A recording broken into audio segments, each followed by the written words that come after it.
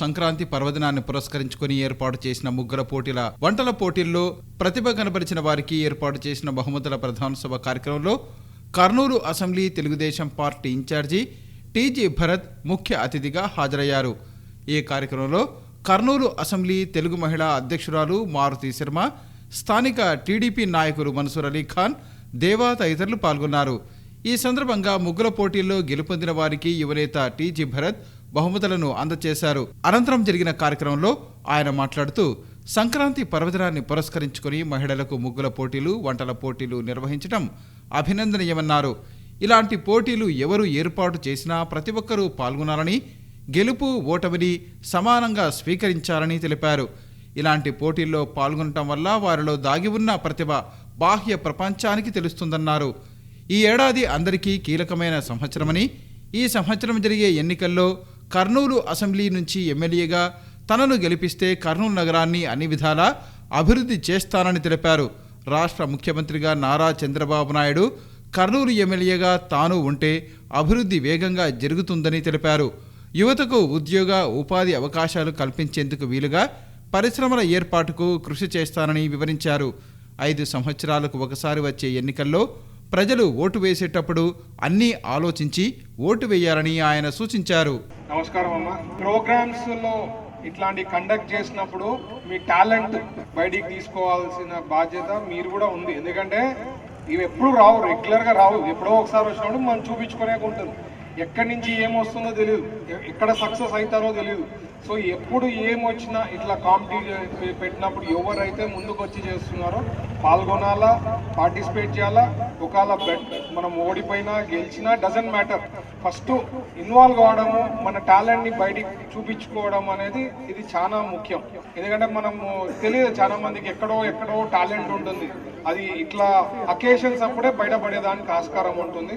So మీరు ఈరోజు participate చేసిన దాంట్లో కుకింగ్ కాంపిటీషన్ అనుకోండి, లేదంటే ముగ్గుల పోటీల దాంట్లో అనుకోండి, ఫస్ట్, సెకండ్, థర్డ్ వచ్చినా అది ఎందుకంటే ఒక పద్ధతి ప్రకారం చేసింటారు. దాంట్లో మరి బాధపడాల్సిన పని లేదు. నెక్స్ట్ టైం ఇంకా బెటర్ ఆఫ్ చేసుకునే దానికి మనకు కూడా ఒక ఎంకరేజ్మెంట్ ఉంటుంది. ఆ ఎంకరేజ్మెంట్ తీసుకొని నెక్స్ట్ ఫ్యూచర్లో కూడా ట్రై చేయండి. ఆ సక్సెస్ చేసుకునే దాంట్లో మనం ముందు పోయేదానికి ఆస్కారం ఉంటుంది. సో ఇట్లా వేదికలు ఎప్పుడైనా జరిగితే మాత్రం అయినంత, ఈరోజు ఒక 70 మందో 80 మందో పార్టిసిపెంట్స్ ఉండిండొచ్చు. రేపొద్దున ఇక్కడ ఉండే వార్డులో ఉండే వాళ్ళందరూ కూడా రావాలా, పార్టిసిపేట్ చేయాలి. ఎక్కడ ఎవరు జరిపినా పార్టీకి సంబంధంలో ఎప్పుడు ఏం పెట్టినా ఎవరు పెట్టినా అకేషన్స్లో పార్టిసిపేట్ చేసుకోవడం అనేది చాలా ముఖ్యం. ఎందుకంటే మన టాలెంట్ చాలా మందికి తెలియదు కదా, ఎక్కడ ఏముంటుందో అనేది తెలియదు. కాబట్టి that is why I'm requesting everyone, అది ఖచ్చితంగా యూజ్ చేసుకోండి అనేది నేను చెప్తా ఉన్నా. అలాగే మన్సూర్ గారు, దేవా గారు చెప్పినట్లు మనకి ఎలక్షన్స్ మాకెంత క్రూషల్లో మీకు కూడా అంతే క్రూషల్ అమ్మ. 5 ఏళ్ళు మీ జీవితాలు కూడా ఉంటాయి. మాకెంత క్రూషల్లో మీకు కూడా అంతే కదా. ఒక నాయకత్వం, ఒక లీడర్షిప్ ఇక్కడ ఎంత ఇంపార్టెంట్. స్టేట్లో నాయకత్వం చంద్రబాబు గారు లాంటి నాయకుడు ఉంటే మీరు హ్యాపీగా ఉన్న మీద చేతులు వేసుకొని పండుకునేదానికి ఉంటుంది. ఓ లీడర్షిప్ బాగుంది అంటే ఊరు బాగుంటుంది, రాష్ట్రం బాగుంటుంది. సో మీరు ఆలోచించి నిర్ణయాలు తీసుకోవాలనేది రిక్వెస్ట్. ఈరోజు పొలిటికల్ వేదిక కాదు, బట్ ఏమంటే మన వాళ్ళు చెప్పినారు కాబట్టి అడిషనల్గా అది చెప్తున్నా. ఖచ్చితంగా ప్రాపర్గా యూటిలైజ్ చేసుకోవాలనేదే నా సైడ్ నుంచి రిక్వెస్ట్. ఎందుకంటే మా భవిష్యత్ గ్యారంటీకి సంబంధించింది కూడా స్టేట్లో నిన్ననే చంద్రబాబు గారు కూడా చెప్పడం జరిగింది. మనం 6th ప్లేస్లో వచ్చాము. భవిష్యత్ గ్యారంటీ అంటే ప్రతి ఒక్కళ్ళకి భవిష్యత్ గ్యారంటీ పోయి మా వాళ్ళు క్యాడరు, బూత్ ఇన్ఛార్జెస్ పోయి ఎక్స్ప్లెయిన్ చేసినప్పుడు వాళ్ళు హ్యాపీతో వాళ్ళు షేర్ చేసి ఇన్ఫర్మేషన్ తీసుకొని వాళ్ళు ఓటీపీ ఇచ్చిన తర్వాతనే రిజిస్టర్ అయినారు అని చెప్పి అర్థం. సో యాక్సెప్ట్ చేస్తున్నట్లు మా పథకాలని, తెలుగుదేశం పార్టీ ప్రవేశపెట్టిన పథకాలని యాక్సెప్ట్ చేస్తున్నారు అనేది ఇండైరెక్ట్గా డైరెక్ట్గా తెలుస్తా ఉందన్నమాట దీంట్లో. సో మీరందరూ కూడా బ్లెస్ చేస్తారని ఆశపడుతూ ఈ అవకాశం ఇచ్చిన దేవా గారికి, మన్సూర్ గారికి, మారుతి శర్మ గారికి అందరికీ ప్రత్యేకించి ధన్యవాదాలు. నేను దేవాకి చెప్పలేదు, ఇప్పుడే చెప్తున్నాను. ఈ 3 వార్డులకు 47, 48, 49కి ఇది ఒక హబ్గా తయారు చేసి మనం ప్రతి ఒక్కటి 3 వార్డు వాళ్ళము కలిసి మెలిసి ఏకం ఉండి ఇక్కడ మన సోదరులు క్రిస్టియన్స్ ఉన్నారు, మన హిందూస్ ఉన్నారు, ఇట్లా ముస్లిమ్స్ ఉన్నారు. కాబట్టి ఇది ఒక హబ్గా ప్లేస్ కూడా ఉంది మనకు అందరికీ. ఇక్కడ అంతా ఉన్న వాళ్ళందరూ అదృష్టవంతులు, ఎక్కువ శాతం ఇక్కడ ప్రోగ్రామ్స్ జరుగుతాయి. సో సార్ స్ఫూర్తితోనే మాకేం ఇక్కడ పెద్దగా వాళ్ళు చెప్పినారు వీళ్ళు చెప్పినారు అని కాదు.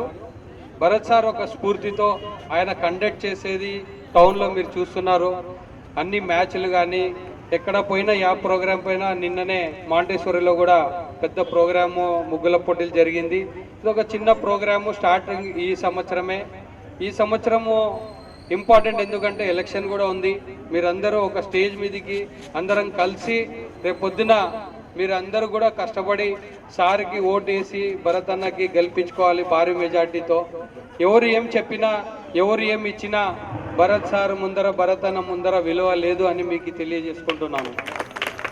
ఈయన ఒక హ్యూమన్ బీయింగ్.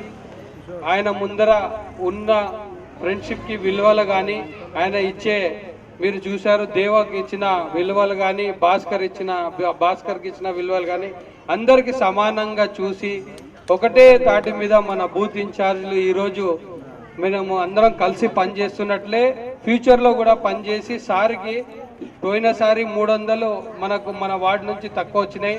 కానీ ఈసారి మాత్రం 1000కి మెజార్టీ తగ్గకూడదు దేవా. మనం ఏం చేస్తామో ఎవరు కాళ్ళు పట్టుకుంటామో అనవసరం, కానీ మెజార్టీ మాత్రం ఈ వార్డు నుంచి 1000 తేవాలని చెప్పి నేను కోరుకుంటున్నాను. అందరినీ చూసినారు, మీరు అందరు నాయకులను చూసినారు. 2024లో నాకు ఒకసారి ఎమ్మెల్యేగా అవకాశం ఇవ్వండి. నేను కర్నూలు అభివృద్ధి చేసి చూపించకపోతే 2029లో నేను మిమ్మల్ని ఓటు కూడా అడగనని చెప్పి ఛాలెంజ్ చేసి మరీ చెప్తున్నాడు. కాబట్టి ప్రజలు ఈసారి తప్పు చేయకుండా ఖచ్చితంగా టీజీ భరత్ గారిని ఎమ్మెల్యేగా చేస్తారని ఆశిస్తున్నాం. Thank you.